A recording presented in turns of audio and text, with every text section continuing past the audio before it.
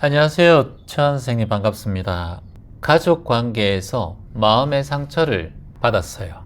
어디 말할 수도 없는 심정에 혼자 마음을 비우고 노력하는데 힘이 듭니다. 최원쌤의 명상으로 마음을 추스려 보지만 시간이 흘러가면 잊혀지겠나 하고 있지만 힘들어요. 형제 간의 문제이기 때문에 평생 일해온 남편의 마음을 함께 담아서 가려고 하니까 너무 마음이 아프고 가슴이 아파요.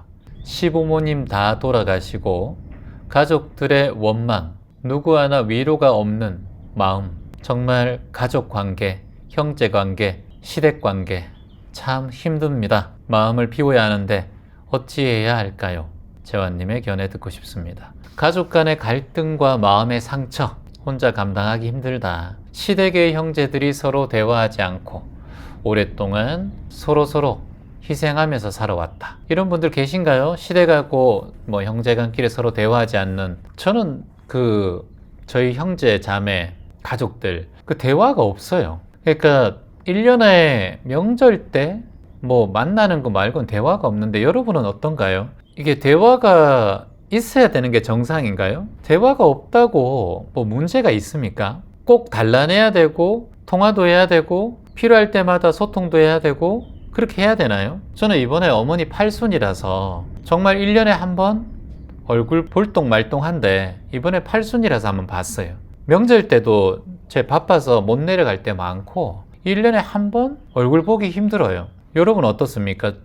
꼭 형제지간 시댁과의 소통을 잘해야 한다. 그게 잘 안 되면 불편하다. 여러분도 그러신가요? 자, 계속 한번 보겠습니다. 남편이 평생 시부모를 위해서 헌신했지만 돌아가신 후에 남은 가족들은 제 남편을 원망만 합니다. 남편이 시부모에게 헌신한 거는 남편이 효자로서 자신이 효도를 한 거예요. 남편이 시부모에게 효도를 하지 않으면 남편이 마음이 불편하기 때문에 남편이 자신의 할 도리, 돌아가시기 전에 남편이 아버지 어머니에게 자식으로서 하고 싶은 대로 열심히 헌신했어요. 왜 그거를 부인 입장에서, 아내 입장에서 자꾸 남편은 헌신했고 불쌍하고 그렇게 생각을 할까요? 남편은 하고 싶은 대로 하고 살았는데 부모님, 시부모님이 돌아가시기 전에 남편이 엄마, 아빠한테 헌신하지 않고 불만이나 얘기하고 대면대면했다면 돌아가신 후에 남편의 마음이 행복할까요?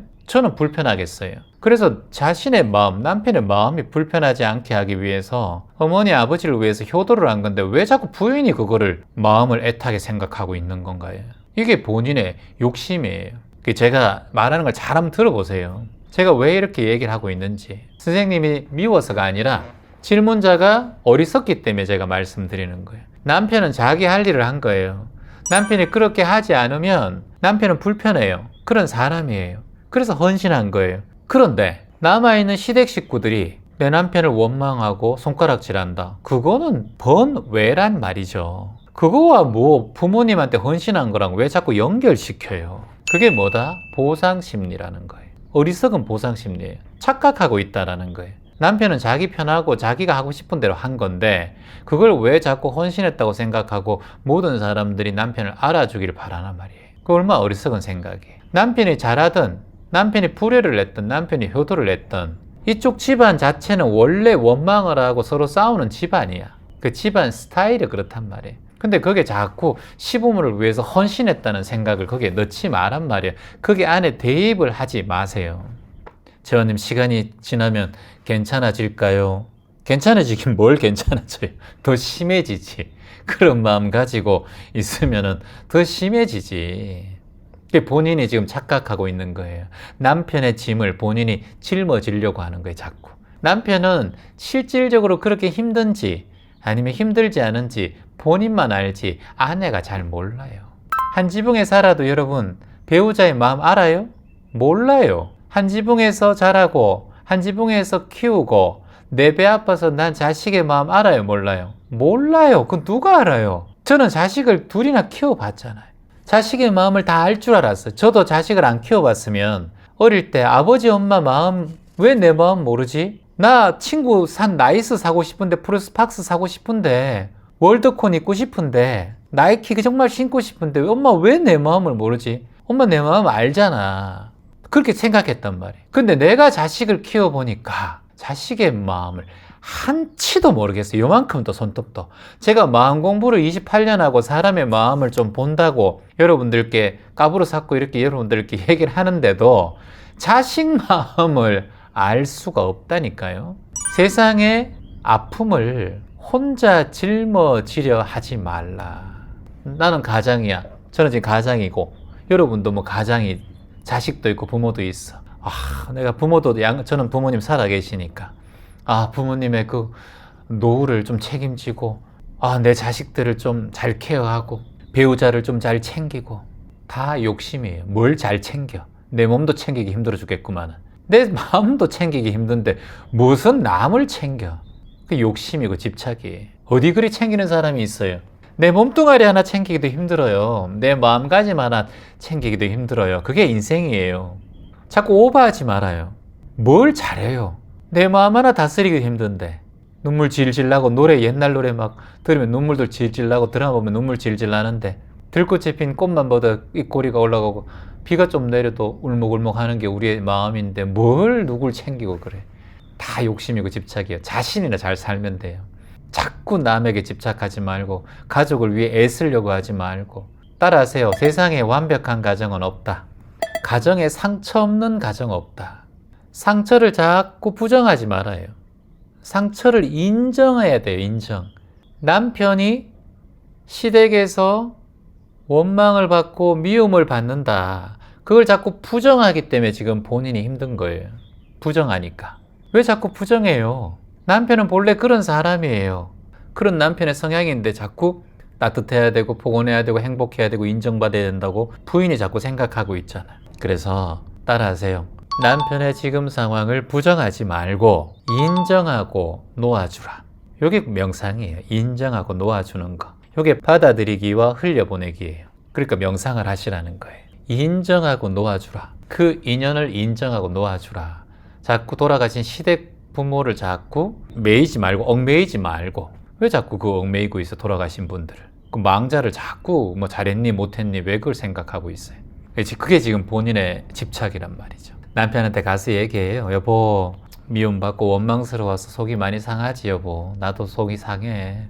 여보, 그래도 여보, 남들 다 못 알아봐도 못 알아줘도 나는 당신 알아. 당신이 얼마나 애쓰면서 살아왔고 얼마나 부모님에게 잘했는지 하늘의 부모님은 다 알고 있어. 여보 어때? 가족 남매들 이해 못하는 거 어쩌겠어. 마음이 뭐 소갈딱지만 한데 내가 다 이해해 줄게. 여보, 당신이 가족들한테 인정받으려고 한 건 아니잖아. 당신 좋아서 했고 당신이 그렇게 했으니까 부모님도 돌아가시고 난 다음에 우리의 마음도 편하잖아. 여보 참 자랑스러워. 이제는 우리가 여보 다른 사람 신경 쓰지 말고 우리 가족들 그리고 당신 스스로를 돌볼 시간이라고 봐. 참 잘했어요. 이제는 어떤 상황도 인정하고 우리가 좀 놓아주자 여보. 이렇게 마음 딱 낼 수 있도록 남편에게 포근하게 안아주세요. 그게 명상하는 배우자, 명상하는 아내예요. 그게 같이 막 불만을 가지고 같이 부정하고 같이 상처 입지 말고. 그러니까 얼마 전에도 30년 동안 부모님에게 희생하고 부모님이 돌아가시고 난 다음에 남매가 서로 유산 문제 때문에 얼마 되지도 않는 돈 때문에 싸우고 찢고 뽑고 해가지고 막 눈물 질질 흘리면서 기점명상센터에 오신 거예요. 1인당 뭐 2천만 원인가 1천만 원이래. 그것 때문에 이제 다 서로 외면하게 된 거예요. 1억 정도 남겼는데 3남매라 장례하고 서로 나눠 가져봤자 돈 1천만 원씩인데 그거 누가 1,500 가지고 누구 1,000만 원 가지고 그것 때문에 마음이 불편해가지고 그렇게 원망스럽고 이렇게 했는데 결국은 이제 명상 만나고 마음을 비웠다. 채화님 뭐 명상 듣고 마음을 비우게 됐는데 진짜 내가 왜 그렇게 어리석었는지 모르겠다 이렇게 말씀하시더라고요. 제가 그분에게 말씀드린 게 그거예요. 내가 한 일은 내가 선택한 것이다. 그러니 내가 받으면 된다. 모든 결정에 대한 결과는 내가 받는 것이고 누가 받기를 원하든가 누가 알아봐 주기를 원하는 것은 어리석은 짓이다. 남들이 알아주기를 바라면 괴로움이 끝이 없다. 따라해 볼까요? 남들이 알아주기를 바라면 괴로움은 끝이 없다. 만족할 줄 아는 사람이 진정한 부자다. 이걸 뭐라고 해? 네 글자로 지족 자부, 지족자부, 스스로 만족하는 사람이 가장 진정한 부자다. 지족자부의 마음을 꼭 기억하시고 살아가시기를 희망합니다. 고맙습니다.